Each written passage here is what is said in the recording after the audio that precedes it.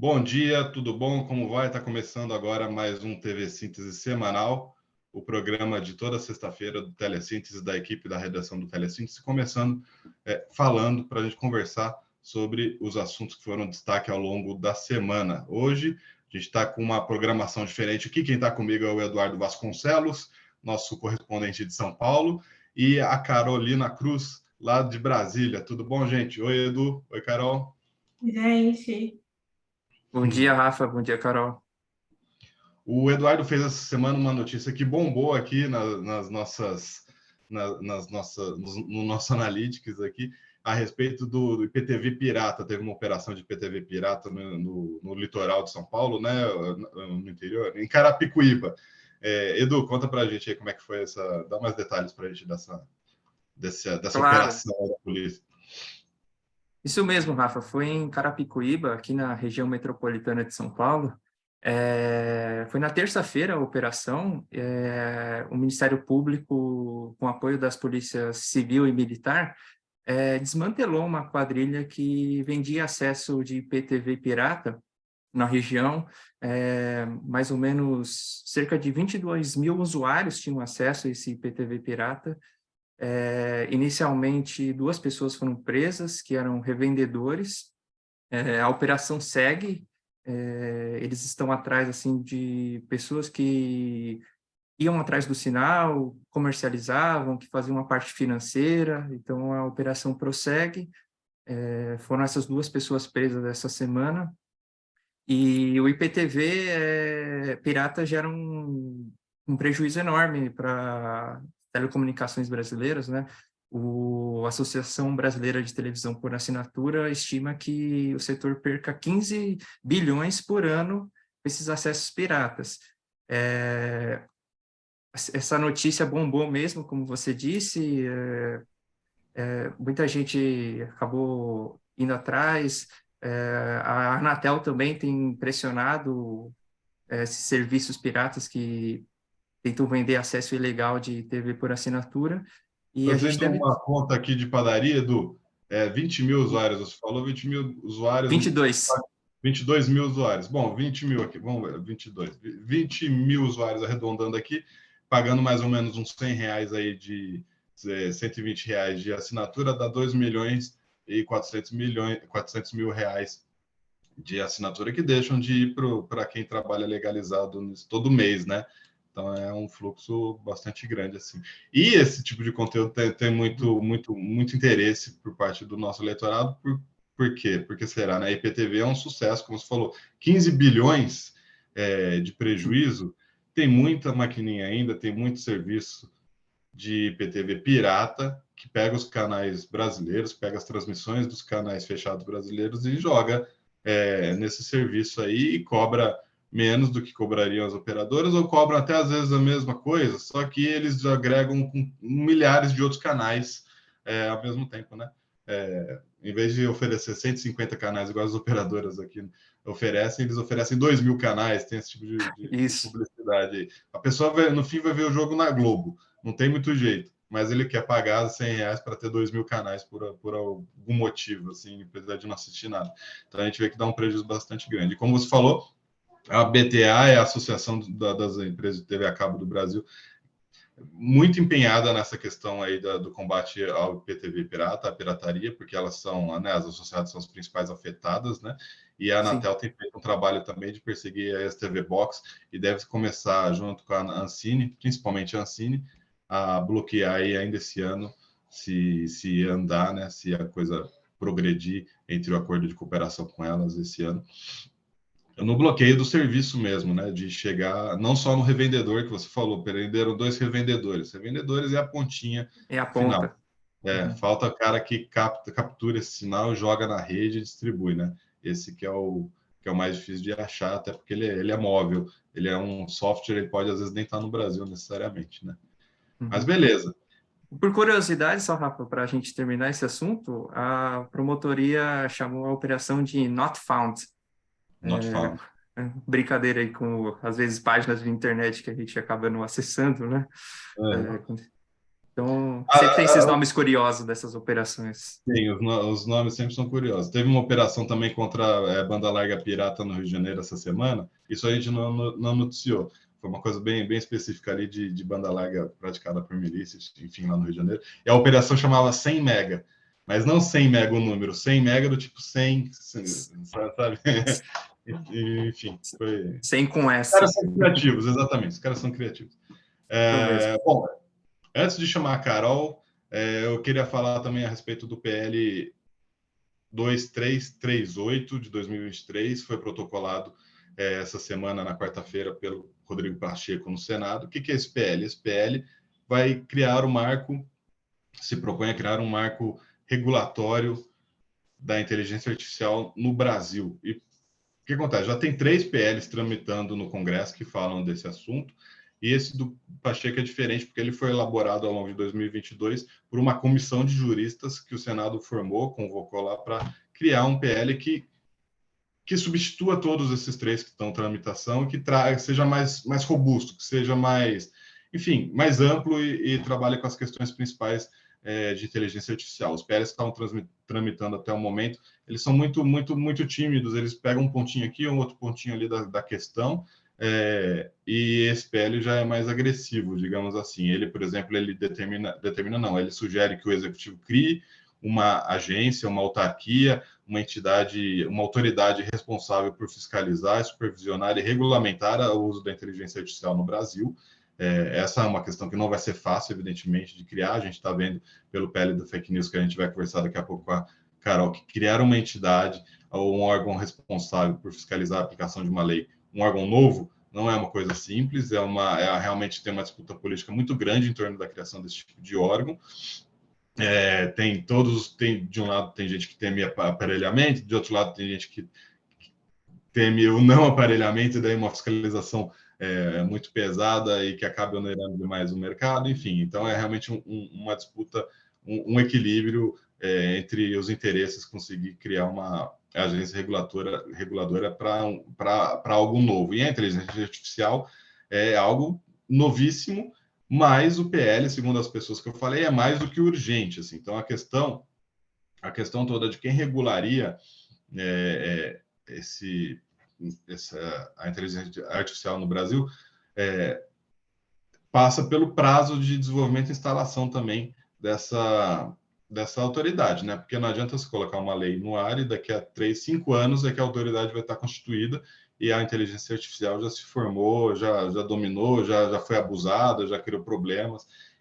Então, essa é uma questão que o pessoal está vendo. Assim. Tem quem diga que juntar com a NPD faria sentido, uma vez que a NPD trabalha com dados pessoais, com privacidade, muito da inteligência artificial recorre a bases de dados pessoais, a bases públicas de dados, enfim.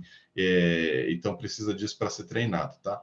O PL também faz um escalonamento assim, do risco. Então, você pega inteligências artificiais de alto risco, por exemplo, vão ter que ser registradas nesse órgão regulador. Vai ter um banco de dados no Brasil das inteligências artificiais em uso, que oferecem algum risco à sociedade.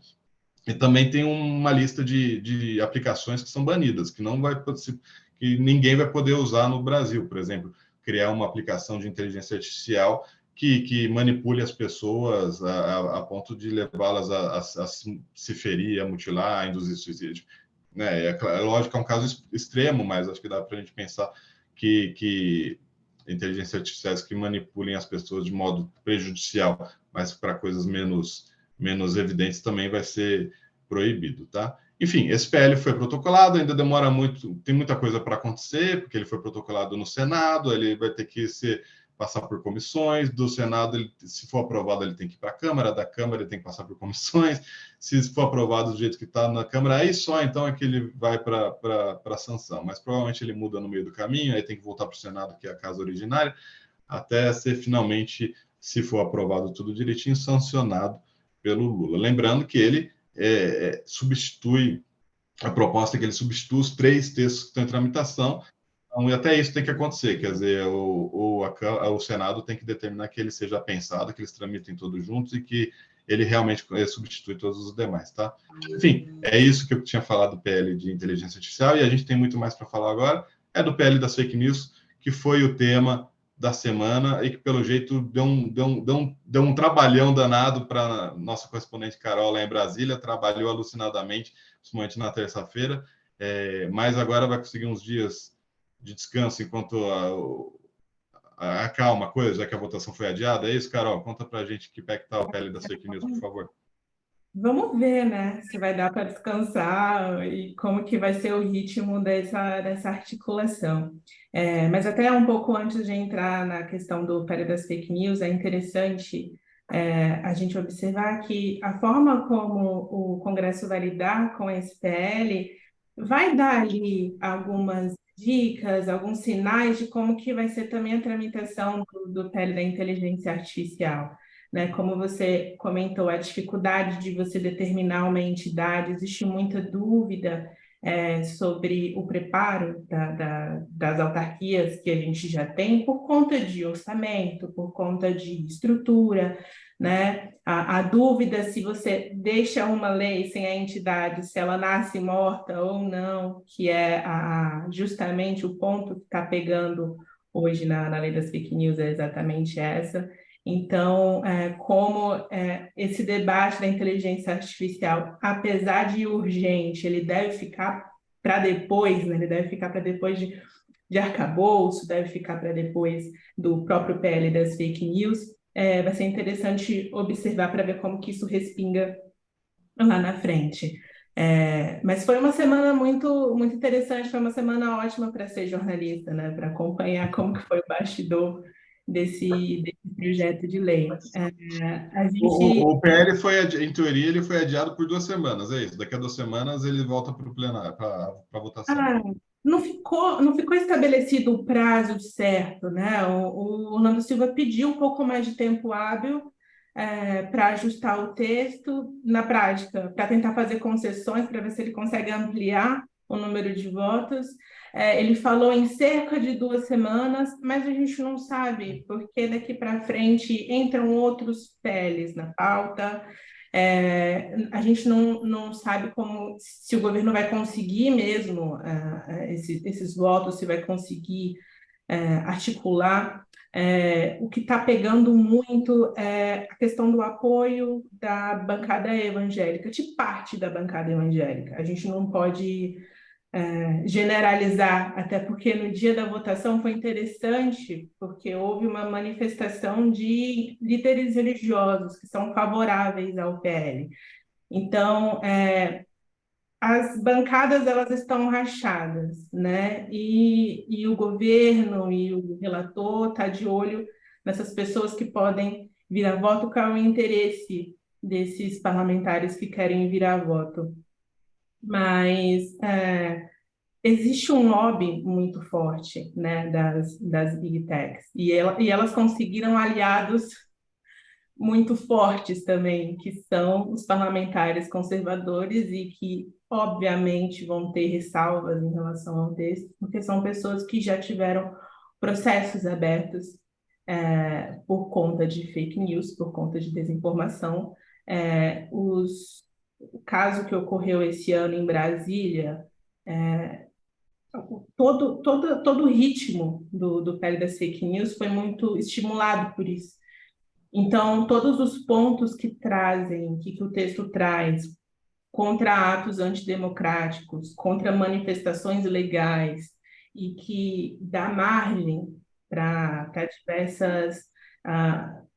diversas manifestações que são favoráveis a uma ampla parte dos parlamentares, isso incomoda muito, isso impede muito o debate de avançar, né? Então, não se sabe ainda quais são os tipos de concessões que poderão ser feitas nesse projeto para ele avançar. Talvez ele vai ter que enxugar um pouco para conseguir atravessar aí esse caminho. Eu queria voltar na parte do regulador, Carol, porque no fim a Anatel se candidatou ali a ser o regulador disso, daí tinha uma forte oposição, né, de que ela fosse, e no fim tudo indica que até o momento ela realmente parece ser o órgão com mais chances de ser o regulador dessa questão de fake news no Brasil. É isso? O próprio Orlando Silva falou algo nesse sentido, de que ela nesse momento, é a principal candidata, é isso? A Anatel é a vontade do Orlando Silva, mas ela não é a vontade, por exemplo, do governo, né? O governo já deixou claro, até em ON, que não vê a Anatel como a entidade certa. Então, o PL é uma articulação do governo também. Então, não dá para dizer que ela tem mais chance agora, até porque a ideia, tanto do governo quanto do Comitê Gestor da Internet, seria aproveitar a oportunidade para inovar, para a gente tentar uma entidade diferente, pegando um modelo europeu, tentando fazer uma coisa que a gente ainda que a gente não conhece, tentar fugir de alguns problemas que as agências reguladoras têm no Brasil. Então, considerando que não existe um amplo apoio dos parlamentares pela Anatel, não se sabe se ela vai ter chances de fato, né? Mas uma coisa que o Orlando Silva deixou claro também é que é importante a gente determinar que entidade é essa, seja autônoma ou não, mas que é importante que ela exista no texto para que alguém tenha essa prerrogativa, essa atribuição de fiscalizar, porque senão a gente não sabe quando é que vai mudar de fato, né? Até porque a lei traz diversas necessidades de regulamentação, tanto por parte da CGI quanto da entidade. Tem outra coisa que aconteceu que me chamou a atenção, que foi justamente a campanha aberta das Big Techs, das plataformas. O Google colocou o link lá contra isso, ele já foi acusado, ele mesmo foi acusado de propagar fake news a respeito desse PL, imediatamente já foi, a justiça já agiu, o MPF, todo mundo caiu matando em cima do Google, do Meta também, acho que o Facebook fez alguma coisa nesse sentido também, o Twitter foi acusado de criar postagens ou de não permitir a publicação de algumas postagens a respeito desse assunto nas redes sociais, né, no microblog, que nem é mais microblog, enfim. Então, realmente, elas se colocaram na berlinda, né, e acabaram criando alguns problemas, não só com o governo, mas com o judiciário, com a justiça, e enfrentando alguns processos legais em função das atitudes, em um momento que a gente busca justamente regular essas atitudes que elas têm, né? Achei isso, Sim, o que elas fizeram foi basicamente pressionar, causar uma reação que, assim, se o Congresso não fizer nada, se o debate não avançar, o Judiciário vai fazer, né? O Judiciário já deixou muito claro que ele é mais rígido em relação a isso, né? E a Miriam me contou que a campanha foi tão intensa que teve até corpo a corpo, teve assim, na terça-feira os parlamentares chegavam em Brasília no aeroporto, já tinha pessoal de campanha lá falando com bandeira, com banner e tal, das Big Techs, defendendo a recusa aí do PL. Então eles realmente procuraram abarcar de todas as formas, eles estão empenhados em que isso não seja aprovado, pelo menos não neste momento, não na forma como está, né? A sociedade civil, eu quero sempre lembrar, a sociedade civil, a Coalizão de Direitos na Rede, por exemplo, que tem não sei quantas entidades por trás, 50 entidades, defende estar lá junto com o Orlando, né? Defende que isso seja aprovado logo, o quanto antes. É melhor ter essa lei no momento e depois vai corrigindo algumas coisas do percurso do que não ter lei nenhuma, né? E aí as Big Techs se colocam do outro lado. É uma situação... Vamos ver quem ganha, né? Quanto tempo? Se esse PL não for aprovado agora, será que a previsão do Arthur Lira se comprova? Não votado agora ou não aprovado, morreu. Esse assunto não volta mais à baila? O que ele falou é que a derrota em terra, né? Pelo menos ali na gestão dele. Então, eu acho que o governo não perderia a oportunidade de tentar aprovar esse projeto que tem tanto apelo, tanto por parte da imprensa também, a imprensa que tá ali fazendo trabalho jornalístico sério, né? E que está vendo esse trabalho sendo desacreditado por uma narrativa política. Então, existe um lobby muito forte, um apelo público também muito forte. A gente viu esses ataques que ocorreram nas escolas, né, que mobilizou tanta gente, e é a conversa que atinge a ponta mesmo, de fato. Então, não perderia essa oportunidade, considerando que agora a gente tem a urgência aprovada, né? Então, acho que o governo vai fazer um esforço, sim, para tentar aprovar, mas o Lira ele disse que só vai, que realmente enterra se for derrotado. Se ele for para a votação, tiver a maioria contra, e aí ele não tenta mais. Mas por isso Tá. que eu ainda tenho a impressão de que o governo vai tentar, e o próprio Orlando Silva vai tentar ajustar o texto. Tá, por enquanto, aparentemente, então, Lira não desistiu de pautar esse assunto. Não tem. Não, pelo menos ele não disse isso. Então, gente, obrigado. Agora, quem está nos assistiu sexta passada, entende por que a Carol sabe tudo aí desse assunto lá em Brasília, ela corre para cima e para baixo, acompanha o Congresso por dentro. Carol, parabéns pela cobertura. Edu, obrigado aí também pelos seus inputs. E aí a gente se vê, você que está nos assistindo, a gente se vê sexta-feira que vem, no TV Síntese Semanal. Se você está vendo no YouTube, em outras plataformas, enfim, deixa o like, deixa o comentário, opiniões, sugestões, faça perguntas. Estamos aqui para contribuir com o debate público a respeito da tecnologia da informação e comunicação. Até a próxima, gente. Tchau, tchau. Falou para todo mundo.